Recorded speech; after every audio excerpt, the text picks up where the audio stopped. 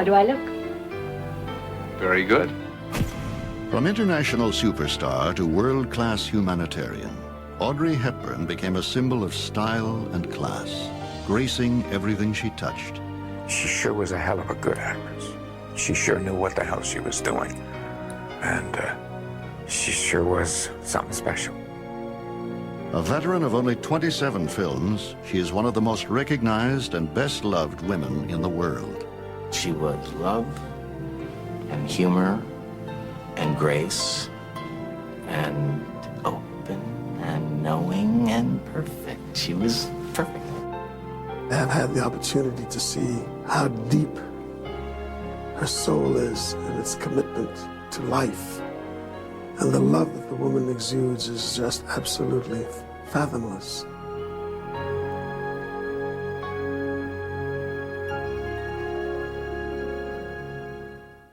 Audrey Hepburn was born in Brussels, Belgium on May 4th, 1929. The name on her birth certificate read Audrey Kathleen Ruston, although most people knew her by her baptismal name, Edda van Heemstra Hepburn Ruston. Her mother, the Baroness Ella van Heemstra, was already a divorcee and raising 2 sons when she met and married Audrey's father, Joseph Hepburn Ruston, an Anglo-Irish businessman with a penchant for easy living. Her father was a banker of some sort. He was more like a wheeler-dealer. But her mother was a member of the Dutch aristocracy. So financially, they were certainly better off than most people. Not all the nobility by any means were wealthy, but they did have several residences. But they fought constantly about a lot of things, money in particular. To avoid her parents' incessant arguing, Audrey spent most of her time with nannies or with her half-brothers, Ian and Alexander. Her childhood was not lonely because she had her 2 brothers, whom she adored, and she was a tomboy. By 1934, Audrey's father became enamored of conservative, pro-German propaganda. And although the Baroness tolerated her husband's politics, she felt her daughter would be better off away from home. At the tender age of 5, young Audrey was packed up and sent to a fashionable boarding school. From a very early age, she was always rather shy and withdrawn and introspective, and it had gotten to the point where her mother was worried about her. So her mother sent her to a boarding school in England as shock therapy. Those were Audrey's words of description, and it evidently worked. Audrey blossomed at her new school. Here she learned English and showed a talent for dance. But tensions at home were growing, and by 1938 the Baroness and Joseph divorced. From that time on, Audrey would rarely see her father. Her father left the family, abandoned them completely. This was one of the worst events of her life and one of the most defining moments of her life in a very negative way. It always left her with an insecurity, which she herself spoke of frequently. In 1939, as the war in Europe escalated, the Baroness insisted Audrey join her in Arnhem, Holland, where she and her sons had relocated. But no country in Europe was safe from Hitler's tyranny. On May 5th, 1940, Nazi troops rolled through the streets of Arnhem, heralding the ominous onset of occupation. One brother went into hiding just before he was forcibly inducted into German service, and her other brother was inducted and taken to a forced labor situation in Germany. Audrey's mother during the war years was quite incredible, first of all because of the amount of work that she did, but also in the way that she looked after Audrey. She made certain that she availed herself of whatever food there was to feed Audrey, even managed to get her some ballet lessons. Faced with deprivation and the growing horrors of war, Audrey threw herself more and more into the glamorous and rigorous world of dance. Before long, she was allowed to study and perform at the Arnhem Conservatory of Music. They did have what they called blackout performances, which were wonderful. They would be performed in someone's basement privately to raise a little money for the resistance. And you weren't allowed to applaud at the end because it would have alerted the Germans. And Audrey once said that her favorite audiences in the world in her life were the ones who never made a sound when she finished a performance. As Holland suffered under the scourge of Nazi occupation, Audrey did what she could to help the Allied resistance whenever possible. Audrey was involved a little bit, which would have been that she took messages occasionally to people. The kids could keep them in their shoes. They could have a lot more mobility than the adults. On September 17th, 1944, the Allied powers attempted to liberate Holland and swoop down on Arnhem in Operation Market Garden. Audrey and her mother now found themselves in the midst of the biggest combined air-land offensive of the war. The Battle of Arnhem is even more astounding. This is a tiny backwater little town, and in 1944, it turned into the site of the single greatest Allied disaster of the entire war. And Audrey not only lived there, but watched it. The Van Heemstra home was bombed to the ground, and the Nazis forced the entire city to retreat. Food, always in short supply, now became impossible to find. The Dutch grimly referred to the time as their hunger winter. Life was extremely difficult for them under those circumstances. No food at all. They were reduced to eating tulip bulbs and cooked grass. For Audrey, adolescence had been overshadowed by the struggle for survival. Finally, on the day after her 16th birthday, she was granted the greatest gift she could imagine. On May 5th, 1945, Germany surrendered to the Allied forces. The war was at last over.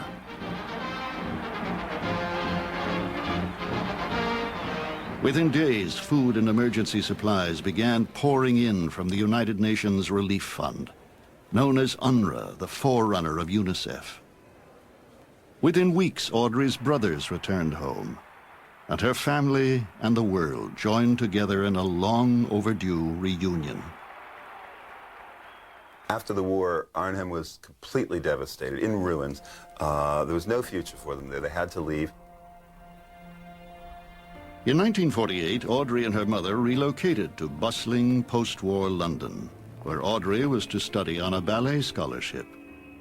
Dropping her Dutch surnames, Audrey Edda van Heemstra Hepburn Ruston would be known simply as Audrey Hepburn.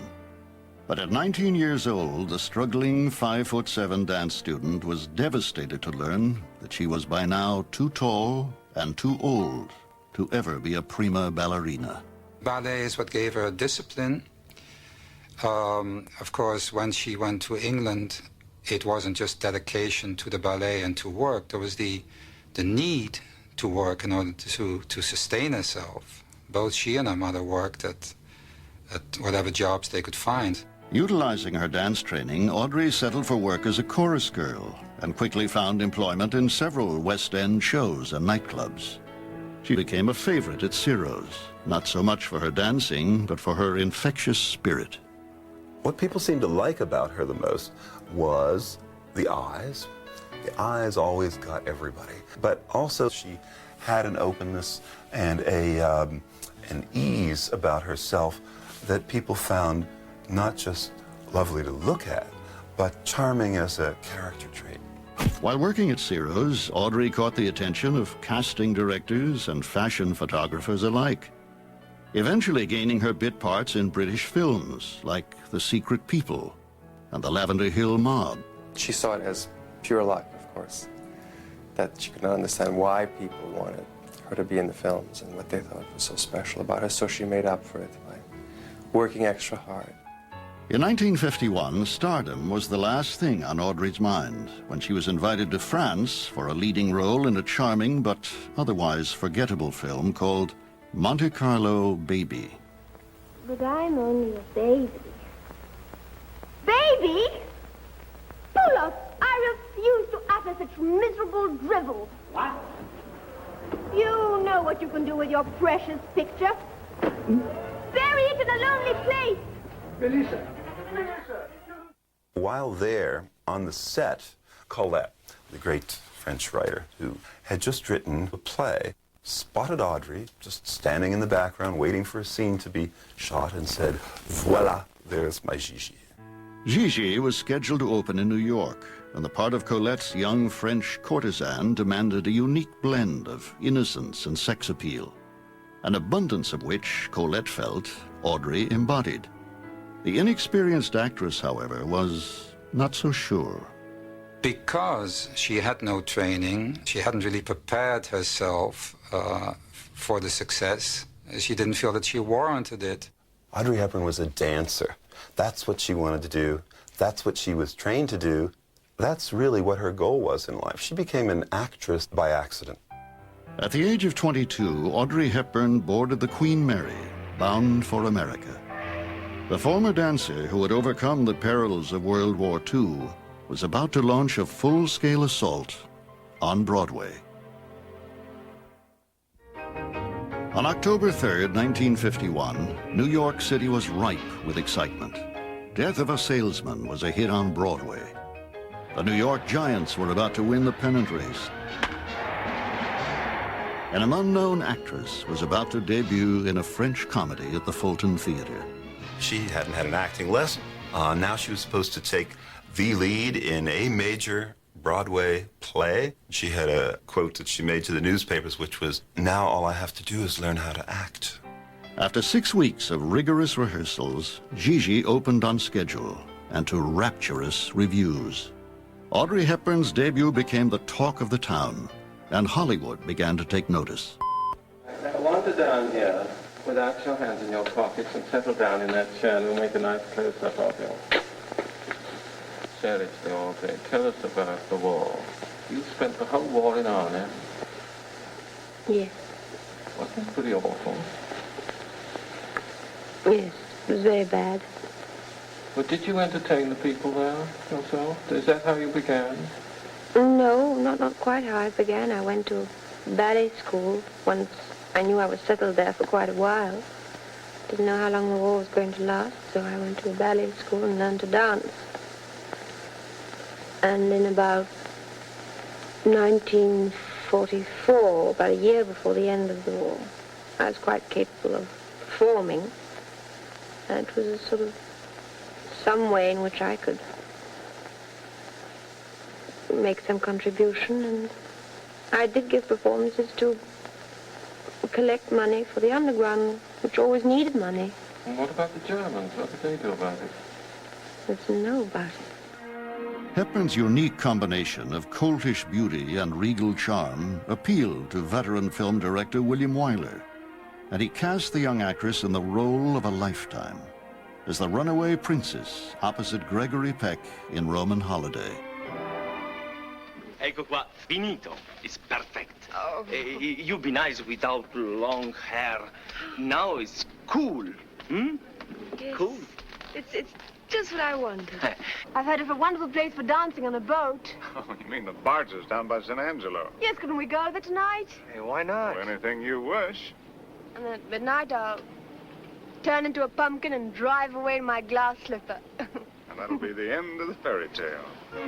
Both the film, Roman Holiday, and the relationship with Gregory Peck were in the fairy tale league.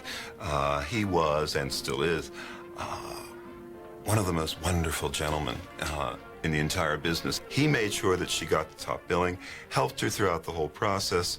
They fell in love with each other in a very platonic way. When you see Roman Holiday, you get the overwhelming perfume of this creature, this extraordinary, original, elegant, beautiful, gentle creature that just radiates from the screen. Which of the cities visited did Your Highness enjoy the most? It would be difficult to... Rome. By all means, Rome. I will cherish my visit here in memory as long as I live. Capitalizing on their new star's success, Paramount immediately cast Audrey in Sabrina, Billy Wilder's May-December romance, co-starring Humphrey Bogart and William Holden. Oh, it's you, Sabrina. Hello, David. I thought I heard somebody. No, it's nobody. As the chauffeur's daughter turned chic European sophisticate, Audrey was assisted in her screen transformation by a talented young fashion designer named Hubert de Givenchy. Hubert de Givenchy tells a very funny story about people call him and say, Miss Hepburn is coming to see you to close in her next film, and at the time she wasn't world-renowned, so he expected Katharine Hepburn to show up at the door. And knock, knock, he opens the door, and there's this lovely young little thing. He has no idea who she is, and of course they hit it off famously. A friendship and a partnership that lasted 40 years. This is maddening. I know I've seen that face before. Let me see your profile again. I know you. I have a feeling I've seen you with your father. Wait a minute, is your father Admiral Starrett? Hardly. Chief among Audrey's growing list of admirers was leading man William Holden. Oh, Sabrina, where have you been all my life? Right over the garage. While their on-screen chemistry sizzled, their real-life romance stalled when the 34-year-old actor informed his leading lady that he could no longer have children. Hepburn wanted Holden, but she wanted marriage and a family even more. But as Hollywood greeted its new discovery with open arms, it was shocked when the actress headed back to Broadway. She had agreed to star in Undine, a French play directed by and co-starring Mel Ferrer. It was Gregory Peck, I believe, who provided her introduction to Mel Ferrer at a party, and soon enough she was very fond of Mel. 12 years her senior and twice divorced, Ferrer was full of passion for his craft. He instilled in Audrey the belief that acting could be as important and rewarding a means of expression as her beloved ballet. Undine is a very beautiful love story in which Mel Ferrer and I appear together. Mel plays the knight errant, and I play a water sprite. On February 18th, 1954, Undine opened to mixed reviews. And despite the fact that Audrey's notices were decidedly more favorable than Ferrer's, the two were blissfully in love. But in sharp contrast to Undine's cool reception by New York was the heat Hepburn was generating in Hollywood. Nominated for her performance in Roman Holiday, she surprised the industry and herself when she was awarded the Oscar as the year's Best Actress. It's too much. I want to say thank you to everybody who in these past months and years have helped, guided, and given me so much. I'm truly, truly grateful and terribly happy. But no one was more surprised than Audrey when just 3 days later she received the 1954 Tony Award for her performance in Undine. Within a few months, Hepburn had gone from an unknown to a megastar, and it seemed everyone was falling in love with her. I was on Broadway at the same time. I used to watch her go in and out of the theater. You know, she seemed so terribly different and so very angelic and so very ethereal. You know, she was like some kind of fairy book person. But the pressures of overnight success were beginning to take their toll. Bombarded by reporters and robbed of any privacy, the shy, insecure actress took time off and went to Switzerland. Shortly afterward, on September 25th, 1954, in a small private service, Audrey Hepburn and Mel Ferrer became husband and wife. Among her private vows was one never to let celebrity and the demands of a career interrupt her personal life. There was just no question that these two people were newlyweds. Nice to see. It all looks so make-believe, you know. It's like right off the screen. Within months, the 25-year-old bride was thrilled to learn she was pregnant. But Hepburn's joy turned to despair when she suffered a miscarriage. Hoping to ease his wife's depression, Ferrer encouraged her to go back to work and arranged to co-star with her in an epic screen version of War and Peace. This unparalleled motion picture encompasses all the novel's tremendous scope with these great stars. Audrey Hepburn reaching the pinnacle of her career as Natasha. Mel Ferrer scoring a triumph of artistry as Andrea. history's most awesome panorama in the motion picture of the century. But though popular with critics, War and Peace fared only modestly at the box office. Better was Funny Face, another fairy tale confection about a bookworm turned fashion model, co-starring Fred Astaire. Once again costumed by Givenchy, the film offered Audrey the chance to utilize her training as a dancer. She knew, well, here's an area. If I just work hard, I know I can make this work. And it shows. You can tell the kind of métier that there is behind every move.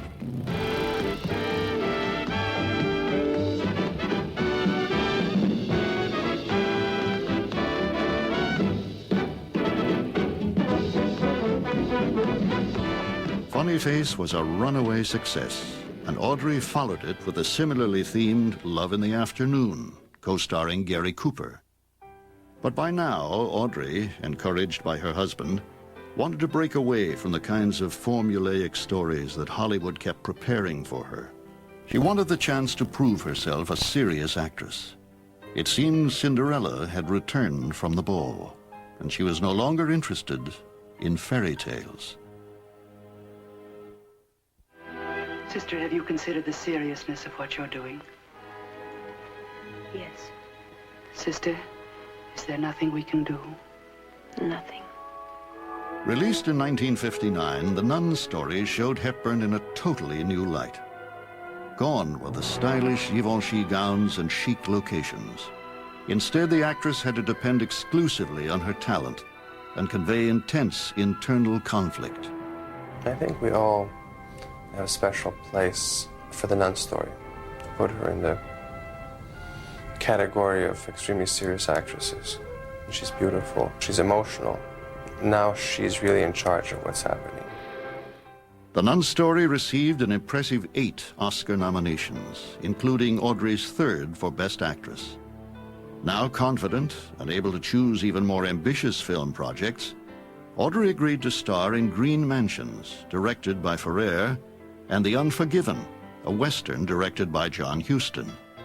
But while making The Unforgiven, Audrey suffered yet another miscarriage and sank into a deep depression.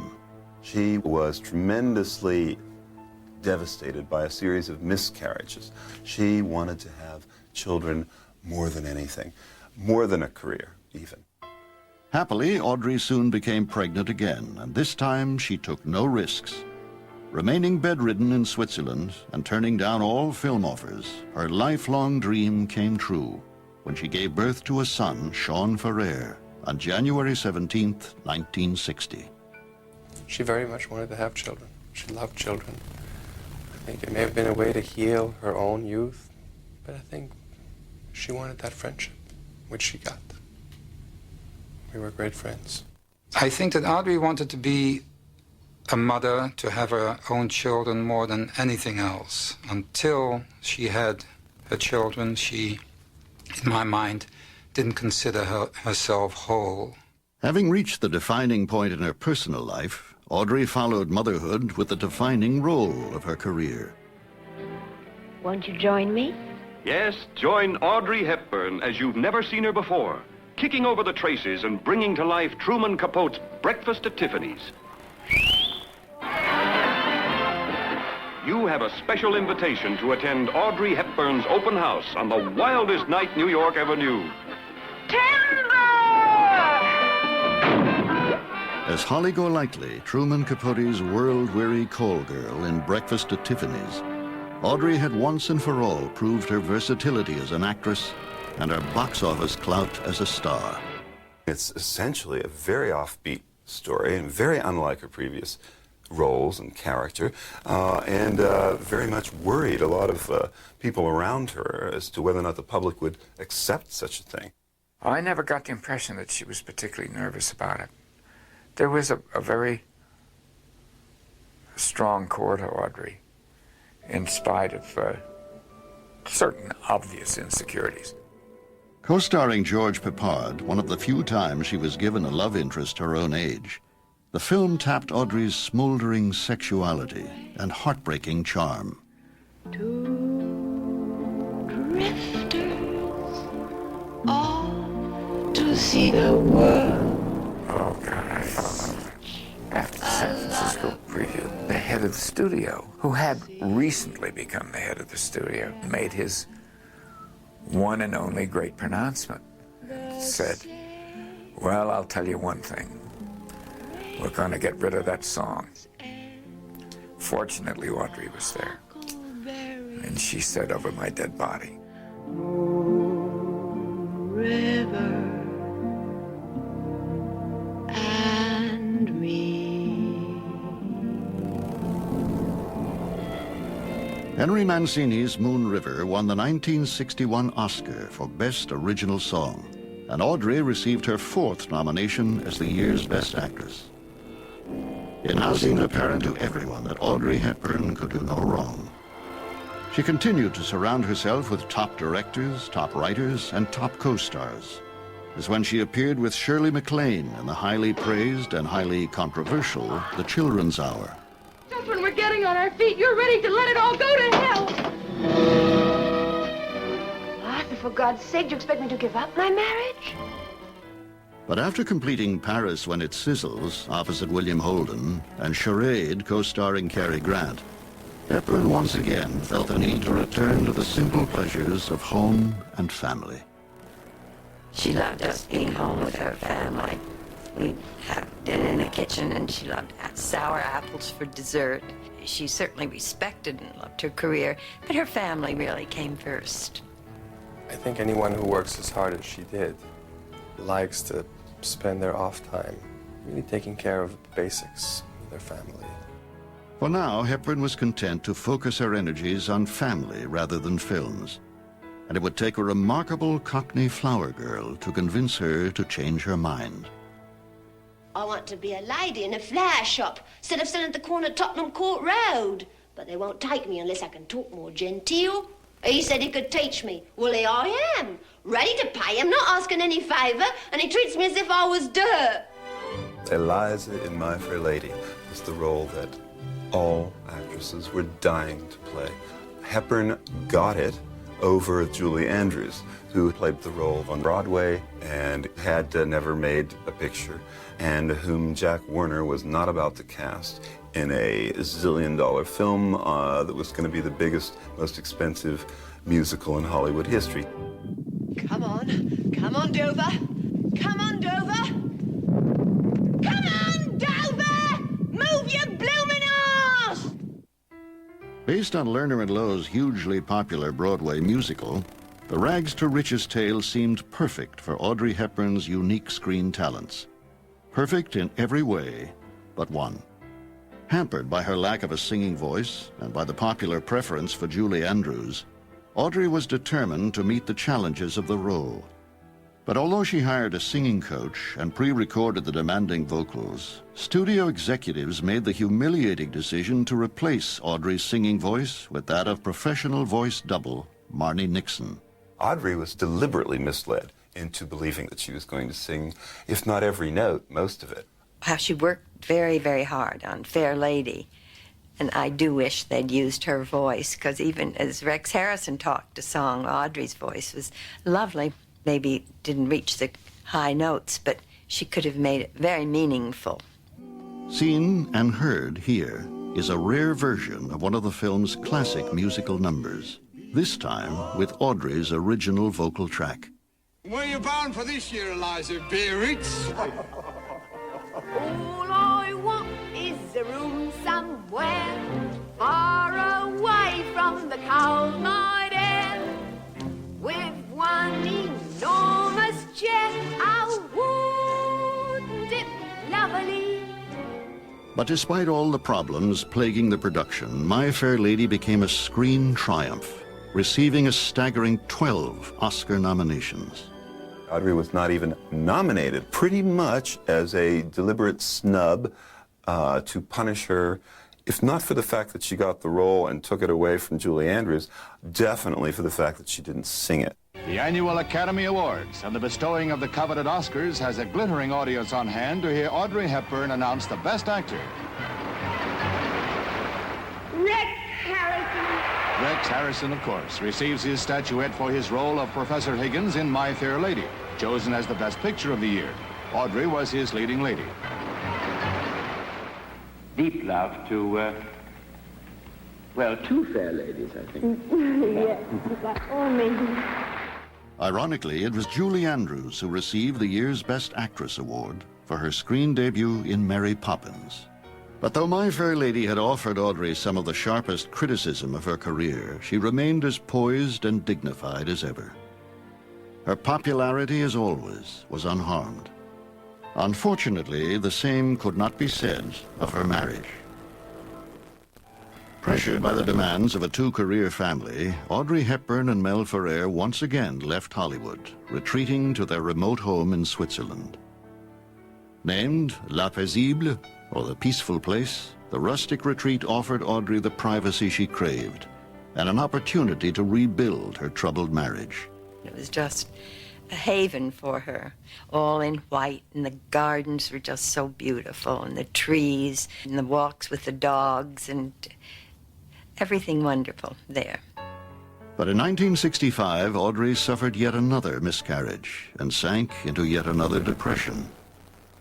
Seeking a distraction, she went back to work, starring opposite Peter O'Toole in the charming comedy caper How to Steal a Million. Her next role was even more impressive and more challenging in director Stanley Donen's marital comedy Two for the Road. You love me? No, dear! Do you? Confession's exposure on the saucer down first. Do you? Yes! Okay. Co-starring Albert Finney and with a hauntingly lyrical score by Henry Mancini, the film told the story of a passionate young couple whose romance sours with marriage and the passing years. It was a part Audrey rarely played on screen, but knew only too well in real life. What sort of people sit in a restaurant don't even try to talk to each other? Married people. In a last-ditch effort to save her crumbling marriage, Audrey once again collaborated with her husband, this time in the taut suspense thriller Wait Until Dark. But although the film was a tremendous success, earning Audrey her 5th Academy Award nomination, the actress had to face the harsh realities of her 14-year marriage. On November 20th, 1968, the couple announced their divorce, citing irreconcilable differences. She was totally straight with me, and she said, look, you know, we can't live together anymore. I think children know when things are not right. And so you're almost relieved when somebody comes out and says, hey, something ain't right.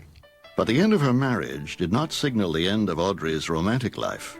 Now nearly 40, she surprised everyone when she quickly fell in love with Dr. Andrea Dotti, an Italian psychiatrist. In a small, quiet ceremony, the couple married on January 18, 1969. Soon afterward, Audrey became pregnant, and after being bedridden for nearly 6 months, gave birth to a second son, Luca Dotti, on February 8, 1970. The role that Audrey Hepburn played best in life, in a lot of ways, was mother. She was, by all of the testimony of her 2 sons, the ideal mother. First, I realized I had a mom, and she was a pretty great mom. And then I realized she was an actress, and she was involved with films. It was only much later that I realized that how much she was appreciated worldwide. And it's still a surprise, I must tell you. But I have to appreciate that because I think people love her for the right reasons, and I think she was deserving of that love. But as Audrey was caring for her son, rumors began to circulate that her husband was having affairs. Still, she remained committed to the marriage. In yet another effort to protect her family from the pressures of her career, she withdrew from public life for the next 5 years. Audrey had chosen to retire when she married for the second time, and she presumed that her career was in part responsible for the failure of the marriage. She was determined not to risk the second marriage. But by 1975, at 46 years old, Audrey could no longer ignore the problems in her marriage. More and more, she and Dotti were leading separate lives. It seemed like they were really pretty much mismatched. But it was a marriage that lasted essentially about a decade and gave her her second son, Luca, which was a great joy. When there was the absolute need for her to divorce, it was perhaps in her mind, the greatest failure of her life. With her marriage disintegrating, Audrey contemplated going back to work after an 8-year absence. We all felt that it would be healthy for her to be in an environment where she was loved and taken care of. Co-starring Sean Connery, Robin and Marion told the tale of a middle-aged Robin Hood and his struggle to meet the challenge of advancing years. In her long-awaited return to the screen, Audrey Hepburn is married. No more scars, Robin. It's too much to lose you twice. I've never kissed a member of the clergy. Would it be a sin? The film proved to be a personal victory for Audrey, and its success re-established her as a viable screen star. Unfortunately, that fact did little to dull the pain of her failed marriage. With divorce imminent, she was becoming resigned to the fact that she might never find lasting companionship. Audrey and I met at the end of 1979, at a time that was really very difficult for both of us. My wife had died several months before. Audrey was destroyed by a failed marriage, very reluctant to cause Luca any pain. I think it was very frightening for Audrey, and she was content to just be friends at first, which is all that I wanted at the time as well. Linked by their common sense of loss and their shared Dutch heritage, Audrey Hepburn and actor Robert Wolders fell in love. Some of our friends regarded us as antisocial. Days at home would be very, very leisurely. Stroll in the afternoon in the vineyards with the dogs, a swim if the weather allowed it, and then at night a friend or two, and that's what gave her the most pleasure. Surrounded by friends, family, and a new man in her life, Audrey had found contentment. But the star's long overdue happiness wouldn't signal the end of her good fortune. Just around the corner was the most important role of her career. Although she returned to Hollywood occasionally, appearing in Bloodline in 1979 and They All Laughed in 1981, Audrey Hepburn preferred gardening, reading, and playing with her dogs. But in 1989, after an absence of 8 years, director Steven Spielberg convinced her to return to the screen in the sentimental fantasy Always. I remember that Steven was trying to figure out who could be God or the angel of heaven. Who could ever pull that off? He said, Audrey Hepburn. And everyone went, oh yeah, oh yeah. Comfy around the neck? Yeah, it's fine. Listen, how did I get out of that one? You didn't get out, Pete. I didn't. Mm-mm. Now I'm sitting here in the woods getting my hair cut. Well, either I'm dead or I'm crazy. You're not crazy, Pete. It wasn't just rolling out some old legend. It was an honor to be there and an honor to be in her presence. But despite a welcomed return, Audrey was no longer interested in a film career. By 1989, the role she truly coveted was Goodwill Ambassador for UNICEF, the United Nations relief organization for children. She was touched by and deeply moved by the role UNICEF played in her own life. It wasn't just benevolent. There was a passion to it. It was something that she couldn't refuse, at first on a very limited basis. But then she was so drawn into the work when she realized the needs that it became almost an obsession. For the first time in her life, Audrey agreed to sacrifice her cherished privacy and used her celebrity to draw attention to UNICEF's efforts. She was a child of the war and of near starvation who'd been rescued by a UN organization. She not only remembered it, but she felt she had an obligation to give it back. Now 63 years old, Audrey went to Somalia on behalf of UNICEF, there to witness the massive devastation of civil war and famine. Audrey always chose to go where the conflict was the harshest. She didn't do it as Audrey Hepburn. She did it as a woman. as a mother, as somebody who saw the human family in jeopardy. Speaking before congressional committees and in numerous public service announcements, Audrey's heartfelt pleas on behalf of starving children helped raise the world's consciousness. I think it's safe to say that Audrey Hepburn is the person who made the world aware of Somalia. It wasn't something she enjoyed doing. She wanted to, though. She wanted to bring that message to the world, that how simple it was to help children. But as the selfless actress was engrossed with helping others, her own health began to fade. While in Somalia, she developed acute stomach pain and was later admitted to Cedars-Sinai Medical Center in Los Angeles. Knowing that she had contracted something, and that she was ill from Somalia, that is to be expected. And we wished her well and knew that she'd get over it. What we didn't know is that it was cancer. The illness developed so suddenly and totally unexpectedly that it was very difficult for us to comprehend.